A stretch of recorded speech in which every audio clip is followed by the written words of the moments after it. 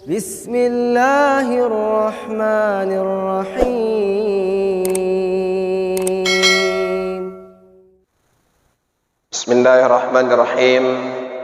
Assalamualaikum warahmatullahi wabarakatuh.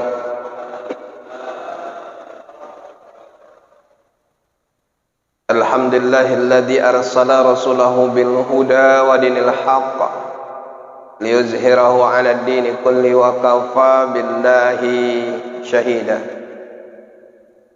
Asyhadu an la ilaha illallah wahdahu la syarika lah wa asyhadu anna Muhammadan abduhu wa rasuluhu la nabiyya ba'dah. Rabbi shrah li sadri wa yassir li amri wa hlul 'uqdatam min lisani yafqahu qawli. Rabbi zidna ilma warzuqna fahma wa amalan shalihan. Awalan, setinggi puji sedalam syukur kita kepada Allah Azza wa Jalla. Alhamdulillah, kembali atas izin Allah Subhanahu wa taala pada subuh kali ini kita dapat melaksanakan ibadah salat subuh berjamaah sembari kita mengisinya dengan bermajelis ta'lim. Mudah-mudahan kita tergolong dari hamba-hamba Allah yang dirindukan oleh surganya Allah Subhanahu wa taala. Salawat dan salam kita hadiahkan ke junjungan alam ruh baginda Rasulullah sallallahu alaihi wasallam. Allahumma salli ala sayyidina Muhammad wa ala ali sayyidina Muhammad. Munajah kita bersama, permohonan kita kepada Allah, mudah-mudahan kita yang hadir ini tergolong dari hambanya yang layak untuk mendapatkan syafaat nantinya di yaumil mahsyar kelak. Bapak Ibu, saudara-saudaraku yang muliakan Allah Subhanahu wa taala, alhamdulillah kita hadir dalam suasana turunnya berkah dari Allah Subhanahu wa taala. Ini menambah kuatnya keimanan kita bahwa orang-orang yang meringankan langkahnya untuk hadir di masjid Allah melaksanakan sholat subuh berjamaah bukanlah orang-orang sembarangan. Itu adalah orang-orang pilihan yang memang sudah membiasakan dirinya untuk meringankan langkah kakinya sama-sama melaksanakan sholat subuh berjamaah. Maka Bapak Ibu yang dimuliakan Allah Subhanahu wa taala, semakin kita meningkatkan keimanan, maka ujian itu akan semakin datang. Baik itu ujian kehilangan maupun ujian tambahan dari Allah Subhanahu wa taala. Banyak orang yang lolos dan lulus ketika mendapat ujian kehilangan atau kekurangan, tapi tidak sedikit manusia yang justru gagal ketika mendapatkan nikmat dari Allah Subhanahu wa taala. Maka sekali lagi, mudah-mudahan kita yang hadir ini selalu dapat bisa istiqomah dalam melaksanakan, menjalankan seluruh rangkaian ibadah yang sama-sama disyariatkan oleh Allah Subhanahu wa taala dan juga baginda Rasul yang setiap harinya dapat kita laksanakan. Bapak Ibu, materi kita pada subuh kali ini yang ingin saya sampaikan adalah sikap seorang muslim. Situasi dan kondisi kita hari ini menunjukkan, mengajak kita untuk memiliki sikap bahwa ujian kepada kita hari ini demikian tinggi. Kita di dalam negeri diombang-ambingkan dengan isu dan berita yang simpang siur. Sementara euro di luar sana tenang-tenang saja. Mereka rapat, tak pakai masker, dan tidak ada masalah. Walaupun pelan-pelan WHO mengatakan akan ada keraguan lonjakan orang-orang yang terkontaminasi nanti. Tapi bisa jadi itu hanya sekedar mob saja, supaya bagi negara-negara yang lain supaya berhati-hati. Nah Bapak Ibu, bagaimana sikap kita Pertama, ya, sebagai seorang muslim yang paling penting kita punya sikap bahwa bagaimanapun situasi dan kondisinya, jangan pernah keluar dari akidah. Jadi kita memiliki konsep akidah, ya. Apa ini maksud dengan konsep akidah di sini? Bahwa kita menyandarkan hidup tidak terlepas dari Allah Subhanahu wa taala. Makanya kunci pertama kita itu ketika ingin melakukan dan melaksanakan sesuatu, diawali dengan kalimat Bismillahirrahmanirrahim. Ya. Kullu amrin jibalin la yubda'u bi bismillahirrahmanirrahim fahuwa aqta fahuwa ajzam fahuwa abtar. Tiap-tiap sebuah amal ibadah yang tidak dimulai dengan kalimat Bismillahirrahmanirrahim, maka terputus nilai pahalanya, terputus nilai keberkahannya, ya. Sehingga kita hanya melaksanakan rutinitas saja, tidak mendapatkan keberkahan, tidak mendapatkan nilai pahala. Maka Bapak Ibu, seorang muslim mesti memiliki sikap. Memulai sesuatu itu mudah. Yang paling sulit adalah istiqomah dalam melakukan sesuatu yang sudah kita mulai. Jadi yang pertama, tetaplah awali dan sandarkan semuanya hanya kepada Allah. Yang kedua, di dalam surah Al-Fatihah itu ada kunci kalimat di sana. Kunci kalimatnya adalah Iyyaka na'budu wa iyyaka nasta'in. Hanya padamu ya Allah kami menyembah. Ya. Menyembah di sini menghadap, memohon, meminta. Jadi yang menyembah itu adalah seorang hamba. Kalau kita merasa diri kita sebagai seorang hamba, hamba itu la haula wala quwwata illa billah. Hamba itu tidak bisa ngapa-ngapain tanpa izin Allah. Apapun yang ingin kita kerjakan, apapun yang ingin kita lakukan, tidak akan pernah terlaksana dengan baik kalau tanpa izin Allah Subhanahu wa ta'ala. Kalau begitu, mintalah izin, ya, melalui permohonan kita kepada Allah Subhanahu wa ta'ala. Iyyaka na'budu, hanya padamu ya Allah. Jadi kalau dalam konsep ilmu nahu dan sharaf, ya iyyaka itu disebut dengan harfu hasrin. Ya, apa itu harfu hasrin? Ya, huruf yang menyatakan tidak ada selain. Kan gitu dia. Hanya sandaran. Hanya kepada siapa? Hanya kepada Allah Subhanahu wa ta'ala. Sembah. Kullu ma'bud ilah. Tiap-tiap sesuatu yang kita hadap, tiap-tiap sesuatu yang kita minta, tiap-tiap sesuatu yang kita mohon akan menjadi Tuhan. Maka kalau gitu Bapak Ibu, saya mengajak kepada kita semua, mohonlah, hadaplah, sembahlah hanya kepada Allah Subhanahu wa ta'ala. Jadi kita mengulang lagi istilahnya. Takut boleh, tapi jangan ketakutan. Berani boleh, tapi jangan sombong, ya. Jadi konsep ini tetap ada dalam diri kita, ya. Iyyaka na'budu wa iyyaka nasta'in. Dan kita memohon pertolongan, ya, hanya kepada Allah. Jadi sandarkanlah semuanya hanya kepada Allah. Terakhir, konsep yang ingin kita lakukan itu adalah la ilaha, tidak ada Tuhan selain Allah. Hidup kita ini semua milik Allah. Langkah, rezeki, pertemuan, maut. Maka dalam Islam itu, kematian itu bukan hal yang luar biasa.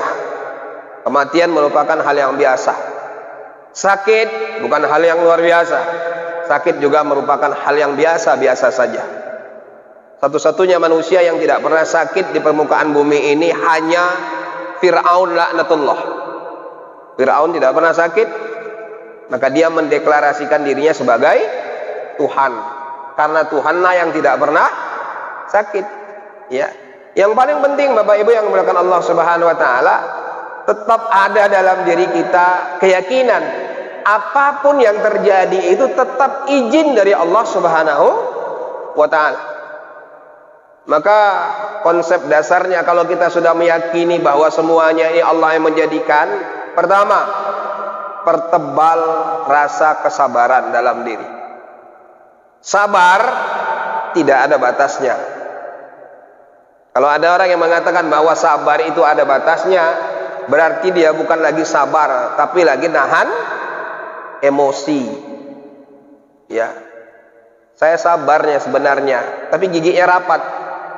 Ya, orang yang sabar giginya rapat, lagi menahan gejolak dalam dirinya, menahan hawa nafsu amarahnya. Berarti dia bukan lagi sabar. Padahal sabar itu sendiri itu adalah tingkatan yang paling dasar.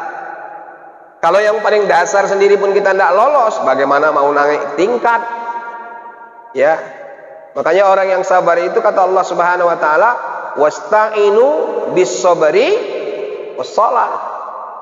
Orang yang sabar itu bagaimanapun situasi dan kondisinya, dia tetap menghadap Allah Subhanahu wa taala melalui salat. Sabar. Sabarnya saya Ustaz, cuma dada sambil dielus-elus juga.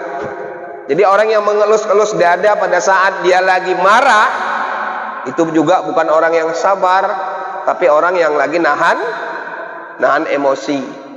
Maka Bapak Ibu, ayo ya, konsep sabar itu pertama diawali dengan ikhtiar. Ya. Apa itu ikhtiar? Usaha. Ada usaha kita. Ya. Takut kepada Allah bukan dijauhi Allah, tapi malah didekati. Takut kepada setan, iblis laknatullah, jauhi. Ya. Takut kepada binatang buas, hindari. Tapi takut kepada Allah Subhanahu wa taala, dekati, datangi. Ya. Ini kalau sempatlah masjid ya disuruh kosongkan, sedangkan disuruh isi aja tidak terisi, apalagi disuruh kosongkan, makin kosong, Mbak. Ya.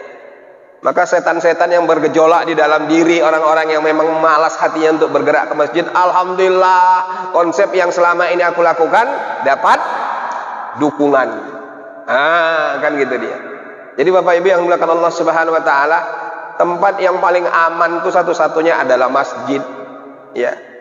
Paling aman. Makanya agama kita ini ya, magnet yang sangat luar biasanya itu yang tidak dimiliki oleh yang lain. Itu cuma kita. Kita punya Masjidil Haram, kita punya Masjidil Nabawi. Ya. Ini yang tidak ada sengketa. Yang ada sengketa barulah Masjidil Aqsa. Ya. Jadi yang kedua ini sudah dinyatakan oleh Allah Subhanahu wa taala tempat yang aman. Maka Bapak Ibu yang dimuliakan Allah Subhanahu wa taala, ayo jangan jauhi masjid, tapi datangi. Tingkatkan terus amal ibadah kita. Nanti mati Ustaz, mati juga merupakan hal yang biasa. Ya, enggak ke masjid pun juga mati. Ya. Tapi yang kita maukan mati kita dalam keadaan husnul khatimati was sa'adah. Mati dalam keadaan baik, mati dalam keadaan gembira, mati dalam keadaan tersenyum. Bagaimana itu? Salah satunya adalah orang-orang yang rajulun qalbuhu mu'allakun fil masajid, yang hatinya senantiasa tergantung di masjid. Lalu naik tingkat yang kedua.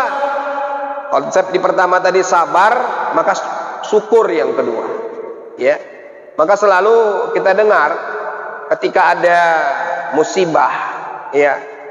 Kadang-kadang pembukaannya itu disampaikan dengan Bapak Ibu, dalam situasi dan kondisi bagaimanapun, mari kita tetap sama-sama bersyukur kepada Allah. Ya. Maka syukur ini tidak mudah. Tidak mudah. Pantas kata Allah dalam Al-Quran, wa qalilum min ibadiyasy syakur. Sedikit sekali dari golongan hambaku itu yang bersyukur. Ya. Kenapa? Kita senantiasa selalu membanding-bandingkan diri kita dengan orang lain. Ya. Kenapa ya?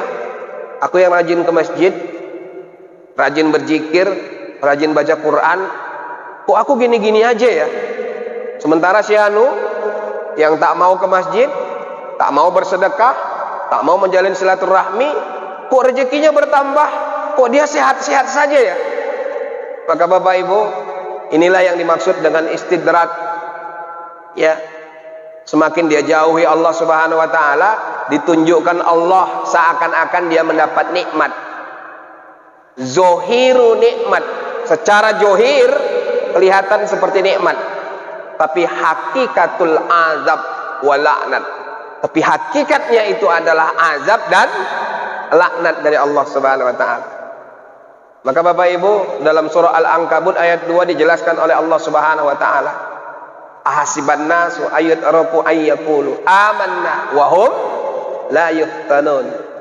Adakah kalian mengira kalau kalian itu akan dibiarkan saja oleh Allah Subhanahu wa taala mengaku kami beriman kepadamu ya Allah, sedangkan kalian belum mendapat ujian?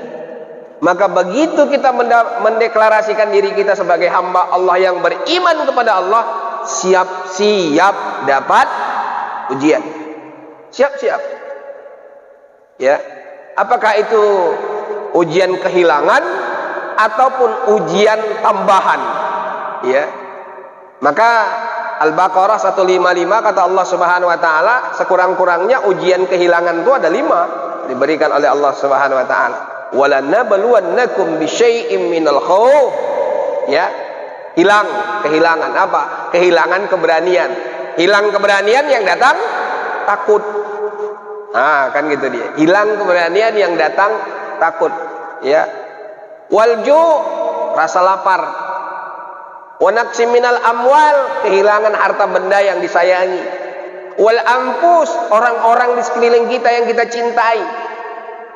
Suami kehilangan istri, istri kehilangan suami, kehilangan anak, kehilangan orang tua, kehilangan orang yang dia cintai. Ya. Jadi Bapak Ibu yang dimuliakan Allah Subhanahu wa taala, ujian diberikan oleh Allah. Maka siap-siaplah. Kalau memang tidak siap, jangan berani-berani mengaku dirinya beriman kepada Allah. Nah, kalau gitu mau beriman sama siapa?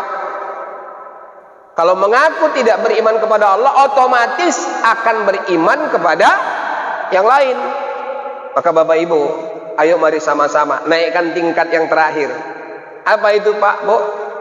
Nikmat. Mampu dia menikmati ketika apa yang diberikan oleh Allah dan apa yang dikurangi oleh Allah dari dalam dirinya, dia tetap mampu dan mau menikmatinya. Ya. Jadi kemarin ada seorang jemaah saya di Simpang Pemda, ya. Ketika mengaji, saya menceritakan masalah nikmat, Pak. Begitu pulang keluar, ketemu saya, Pak, kok Bapak makin kurus ya? Rambutnya kok makin nggak ada, Pak? Saya bilang. Apa masalah? Jawabnya justru dibalikkannya kata-kata saya. Ini yang seperti kata Ustadz tadi, saya menikmatinya. Saya kena tipes, tapi saya menikmatinya. Jadi konsepnya sini Bapak Ibu, jadi orang miskin boleh, tapi jangan jadi orang susah. Karena orang kaya banyak yang susah. Asal ketemu, belum lagi kita bicara apa-apa, dia sudah, itu cirinya Pak. Kalau sudah berdecak begitu, susah itu orang. Maka jangan kawani orang-orang yang susah. Dan aku memang benci dengan orang-orang yang susah. Kenapa? Ngeluh aja. Ya. Kerjaannya nambah, ngeluh. Rumahnya nambah, ngeluh. Rezekinya nambah, ngeluh. Biniknya nambah, ngeluh. Yang ada dalam dirinya cuman ngeluh dan ngeluh saja. Ya. Kalau jumpa sama kita, cerita sama kita, ngajak ngopi, ya. Begitu siap ngopi, yang dia ceritakan ngeluh. Ya. Kalau dari awal dia bilang aku traktir, ya kan enak gitu, Pak. Tapi dia ngasih isyarat ngeluh, ya otomatis kalau dia sudah ngeluh kan berarti dia susah. Ya kalau dia susah, ya awak juga kan yang traktir gitu. Jadi Bapak Ibu yang diberkahi Allah Subhanahu wa taala, miskin boleh, susah jangan. Jangan jadi orang susah. Ya. Susah saja menghadapi dunia ini. Ayo mari sama-sama kita nikmati.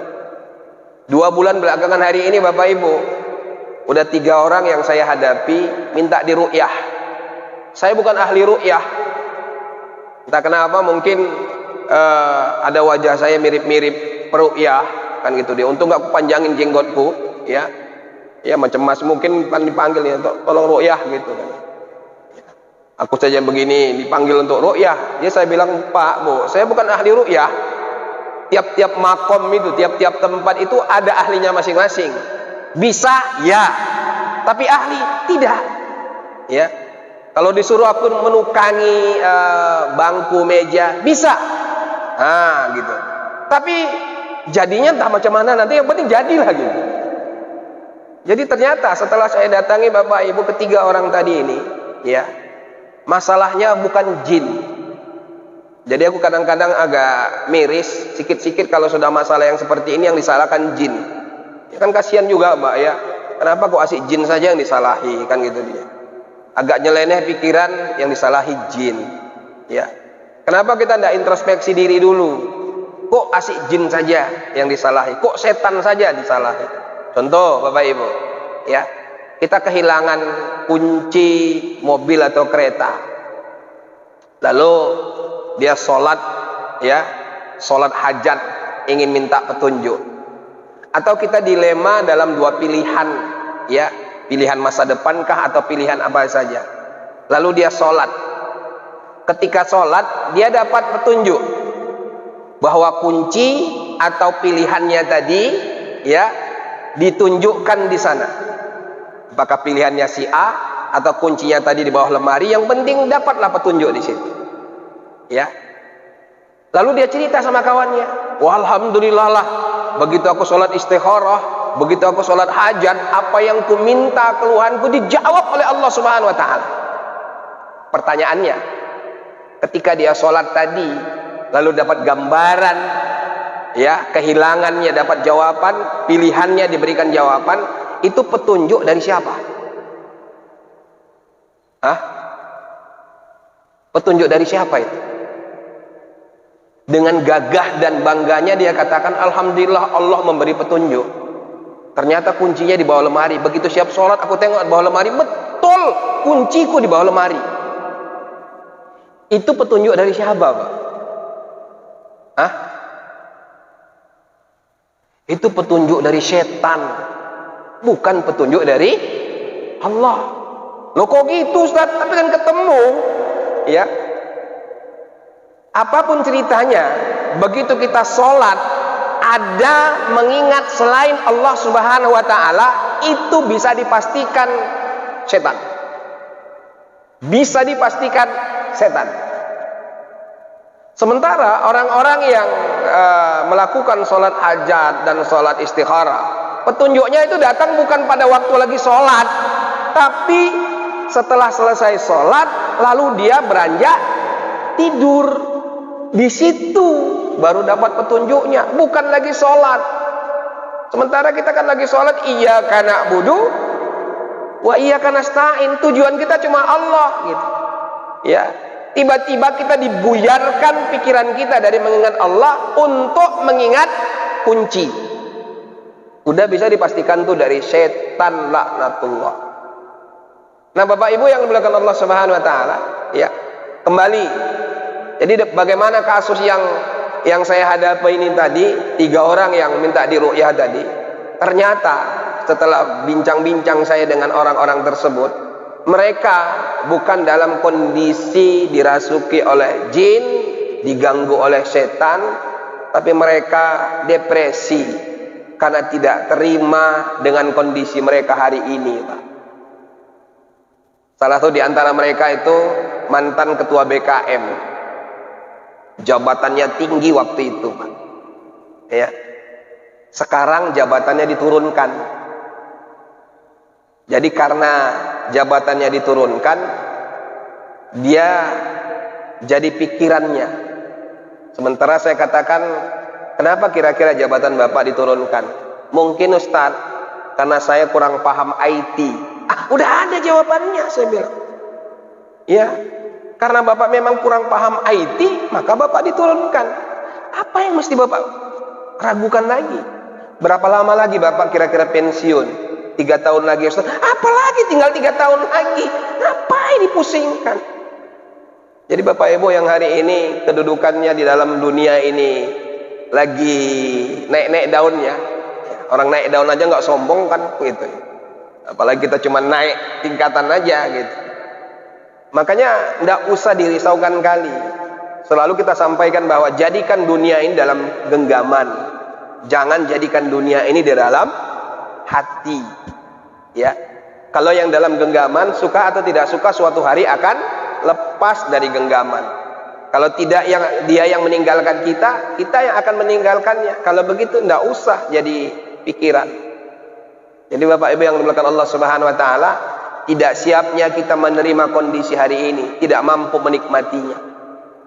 Maka saya pesankan, miskin boleh, susah jangan. Itu sikap seorang muslim yang pertama. Akidah tetap tertanamkan. Yang kedua, Bapak Ibu yang dimuliakan Allah Subhanahu wa taala, bagaimana sikap seorang muslim selanjutnya dalam kondisi kita hari ini? Ibadah perbaiki. Bukan cuma kuantitas, tapi juga kualitas. Ya. Perbaiki kualitas kita, perbaiki kuantitas kita. Ustaz, saya sholat, ya, pikiran saya selalu kemana-mana, tidak bisa khusyuk. Ya, bagaimana jawaban yang tepat, Pak? Jawaban yang tepat itu, biarlah sholat pikirannya kemana-mana, daripada kemana-mana tidak sholat. Ya, ayo tetap sholat saja. Yakinlah, dari sekian ratus rakaat atau ribu rakaat yang kita lakukan, pasti 1-2-nya ada kita yang teringat kepada Allah Subhanahu wa taala. Maka Bapak Ibu, ayo mari terus tingkatkan ibadah kita. Ya, apakah itu ibadah mahdhah atau ibadah ghairu mahdhah? Apakah itu ibadah pribadi atau ibadah berjamaah? Ayo tingkatkan. Hari ini umat Islam ini semakin dicabik-cabik gitu. Kalau kita sudah semakin dicabik-cabik, maka yang kelihatan hari ini umat Islam itu pertama berfirqah. Berfirqah itu berkelompok-kelompok. Dan masing-masing kelompoknya mencap bahwa kelompoknya lah yang paling berhak masuk surga. Yang lain tunggu dulu, habis kelompok kami baru kalian masuk. Itu pun kalau dapat izin. Wah, sadis. Ya, malah lebih kejam lagi, kelompok kalian haram masuk surga, cuman kelompok kami yang boleh masuk surga.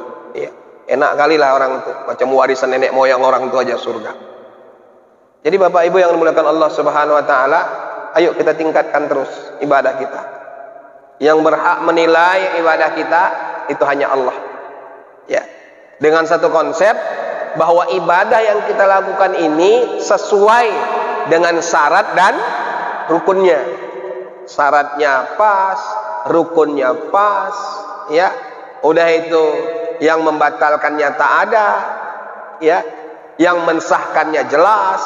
Maka hakul yakinlah bahwa ibadah kita itu pasti diterima oleh Allah Subhanahu wa taala. Terutama ibadah yang mau kita tingkatkan Bapak Ibu adalah ibadah sedekah. Kenapa saya katakan ibadah sedekah? Karena ibadah sedekah ini berbeda dengan ibadah kita yang lain. Salat, puasa, haji, ya. Ini ibadah yang pembalasannya dan perhitungannya nanti setelah selesai hari kiamat baru dihitung. Beda dia dengan sedekah. Ya. Sedekah itu secara umum Bapak Ibu, ya, itu dibagi dengan sedekah sunnah dan sedekah wajib.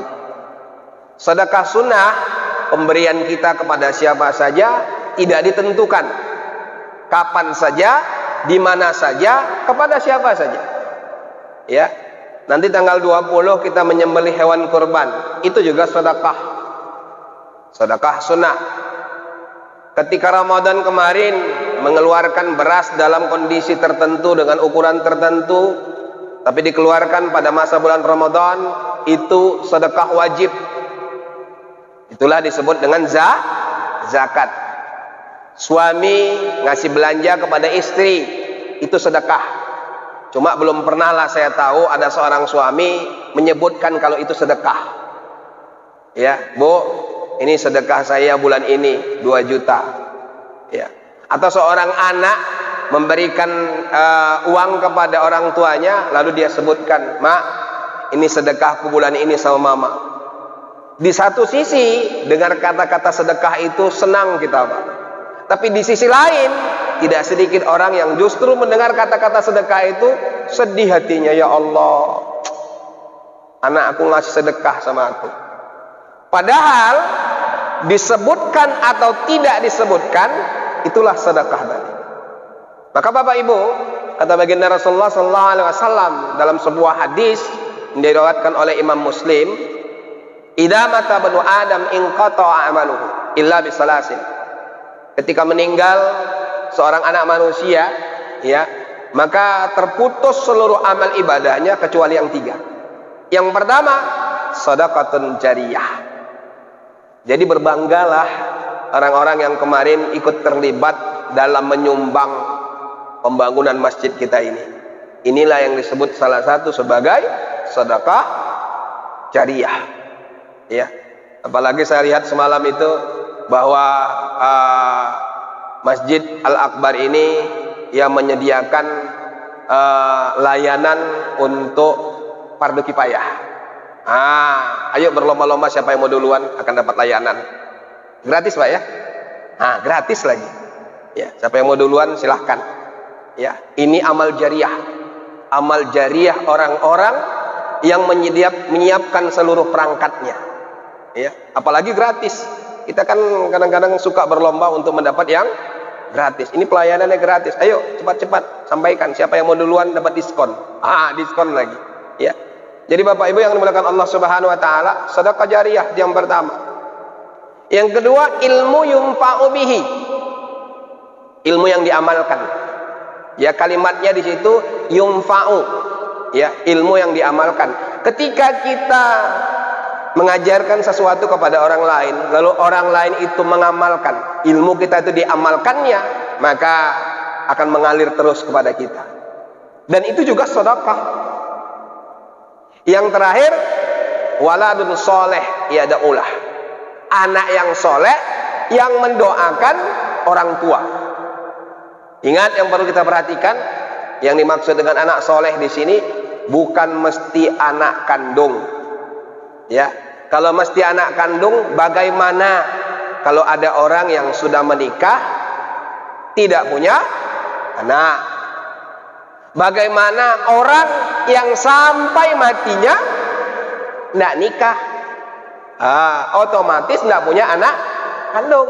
Ada ustadz, ya, tempat kami itu dia nggak nikah tapi dia punya anak kandung. Ini luar biasa ini. Ya, nggak nikah punya anak kandung dia, Pak. Ya. Udah itu yang ketiga, dia punya anak. Ya, punya anak. Ya, bahkan anaknya banyak, tapi sayang anaknya semua yang duluan meninggal. Bagaimana kondisinya seperti ini? Kalau begitu nggak ada yang mendoakannya. Ternyata kalimatnya di sana dalam ilmu nahwu adalah kalimat nakirah. Apa itu kalimat nakirah? Kalimatnya umum. Yang dimaksud dengan anak di sana, anak siapa saja, termasuk kita. Kalau kita berperilaku menjadi orang yang soleh dan soleha, lalu kita mendoakan, insya Allah doa kita diijabah oleh Allah Subhanahu wa taala. Maka salah satu rukun khutbah, ya, khutbah Jumatkah dia atau khutbah Aidil Fitrikah dia, yang penting ada khutbah lah dalam sholat itu. Salah satunya ada rukunnya adalah mendoakan kaum muslimin dan muslimat. Kalau tidak dia doakan, maka khutbahnya tidak sah. Kalau khutbahnya tidak sah, maka sholatnya tidak sah.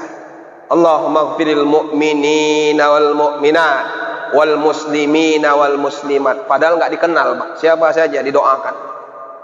Jadi Bapak Ibu yang dimuliakan Allah Subhanahu wa taala, proses yang mesti kita lakukan, ayo sisa umur kita ini, marilah kita berusaha menjadi anak-anak yang soleh dan solehah, yang mendoakan para orang tua, yang mendoakan orang-orang yang telah terdahulu dari kita. Jadi ini yang kedua, sikap kita sebagai seorang muslim. Ayo tingkatkan terus kualitas dan kuantitas ibadah kita. Yang terakhir, Bapak Ibu yang dimuliakan Allah Subhanahu wa taala, bagaimana lagi sikap yang mesti kita lakukan? Sikap yang kita lakukan selanjutnya adalah berakhlakul karimah. Mari, akhlak ini luar biasa, ya. Maka kalimat akhlak itu cuma ada dalam istilah Islam. Kalau istilah yang lain dia namanya bukan akhlak. Mungkin saja tata krama atau apa lagi, Pak? Iya, ya. Norma, ya, bisa jadi adat istiadat, tapi dalam Islam itu namanya akhlak, ya, atau disebut lain dengan adab. Maka ada pepatah mengatakan al adabu fauqal ilmi. Adab, akhlak itu jauh peringkatnya lebih tinggi daripada ilmu. Rasulullah SAW tidak dikenal sebagai orang yang hafiz Quran. Karena Rasulullah itu pada awal masuk Islam tidak hafiz Quran. Kenapa? Karena memang Quran belum turun semuanya. Macam mana pula mau hafiz Quran? Rasulullah itu tidak dikenal sebagai orang yang punya ilmu. Ya, maka Rasulullah itu disebut dengan ummi. Ya, orang yang memang tidak dapat pendidikan dari seorang guru macam kita. Ada SD, SMP, SMA. Tapi ingat, guru Rasulullah adalah malaikat Jibril. Nah, ya. Jadi jangan anggap enteng juga. Rasulullah itu gak sekolah, betul. Tapi gurunya langsung malaikat Jibril. Ya. Jadi tidak dikenal sebagai orang yang punya ilmu pada awal-awalnya. Yang dikenal Rasulullah itu adabnya, akhlaknya. Maka beliau mendapat gelar Al-Amin. Karena akhlaknya luar biasa. Maka Islam itu yang ditonjolkan apa, Bapak Ibu? Akhlak kita. Ya. Jadi ada beberapa akhlak yang mau kita tingkatkan. Pertama, akhlak yang mau kita tingkatkan dan kita perbaiki adalah wara. Wara, Pak. Mahwal wara, apa itu wara? Wara adalah orang yang menjaga dirinya dari hal yang subhat, bukan cuma yang haram. Kalau yang haram itu udah biasa dia tinggalkan. Tapi menjaga dari yang subhat ini yang luar biasa. Ya. Apa itu subhat? Bainal halali wal haram. Kuribatil haram. Subhat itu di antara halal dan haram. Disebut halal, ragu dia kalau itu halal. Dibilang haram, nggak jelas keharamannya. Maka itu subhat. Ya. Tapi ingat, yang subhat ini lebih cenderung kepada yang haram. Lebih cenderung kepada yang haram. Ya. Jadi 3 hari yang lalu saya bersama keluarga Bapak Ibu, ya, jalan-jalan ke Siosar Puncak 2000. Sampai di sana, ya, saya melihat ada beberapa rumah makan. Beberapa rumah makan di situ karena jamnya sudah jam makan. Ya.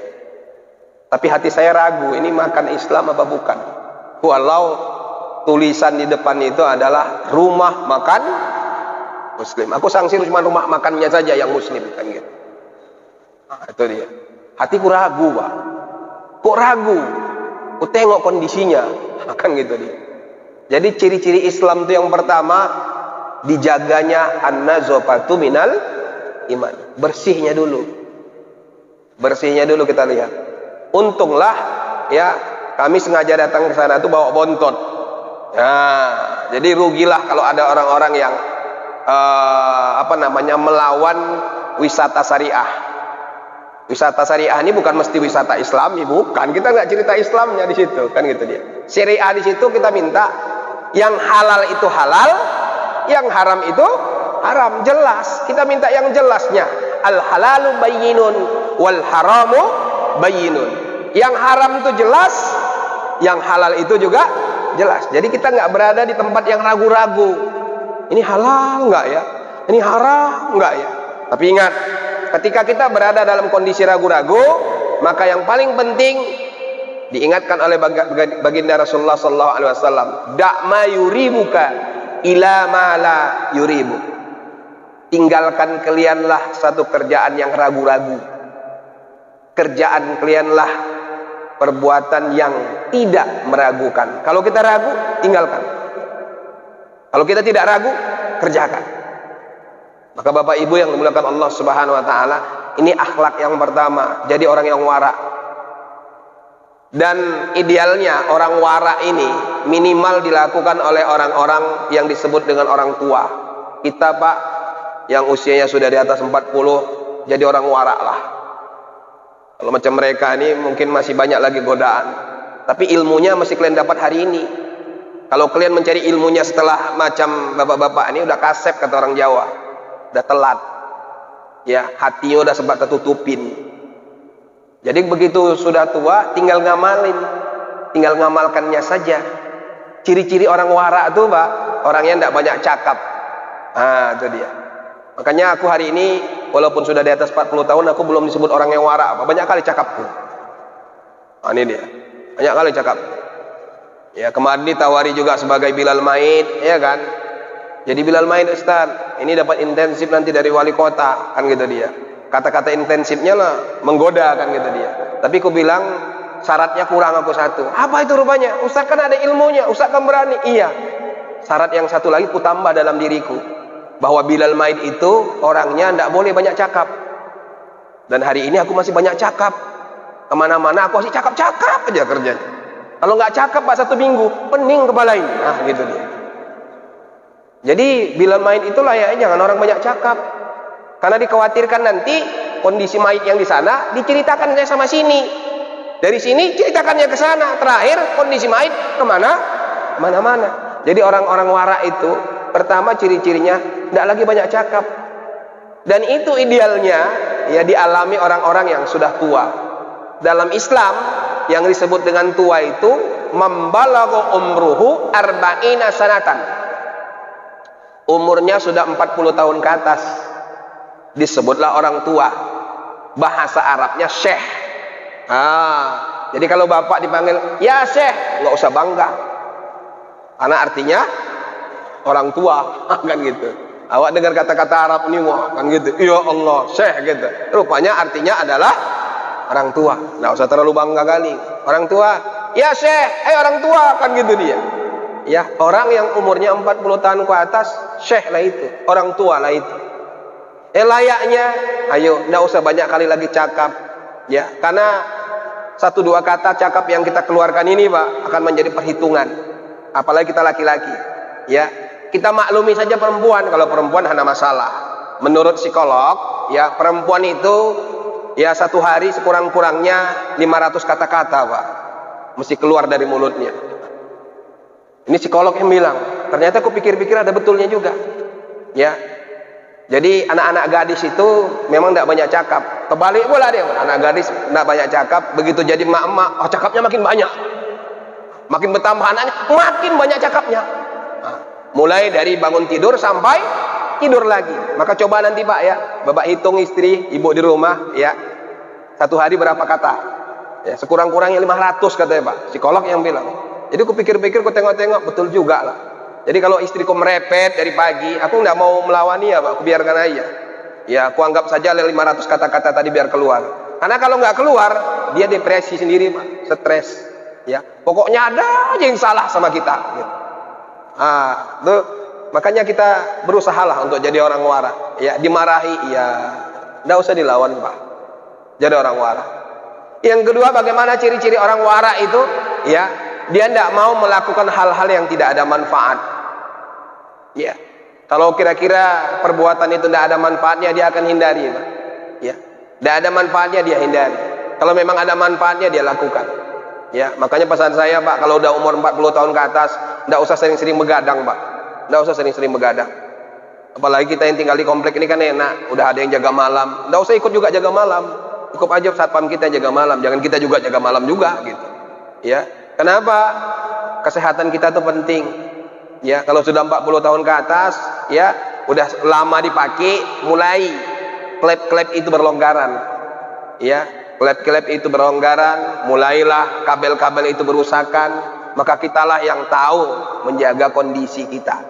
Kalau begitu, hal-hal yang tidak ada manfaatnya coba dihindari. Maka sikap yang pertama itu adalah wara.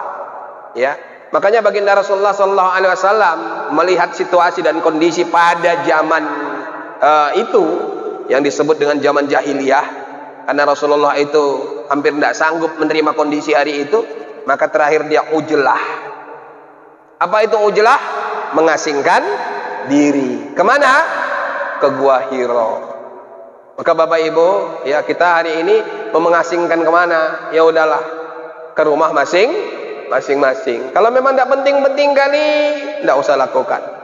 Ya, apalagi hal-hal tersebut tidak ada manfaatnya.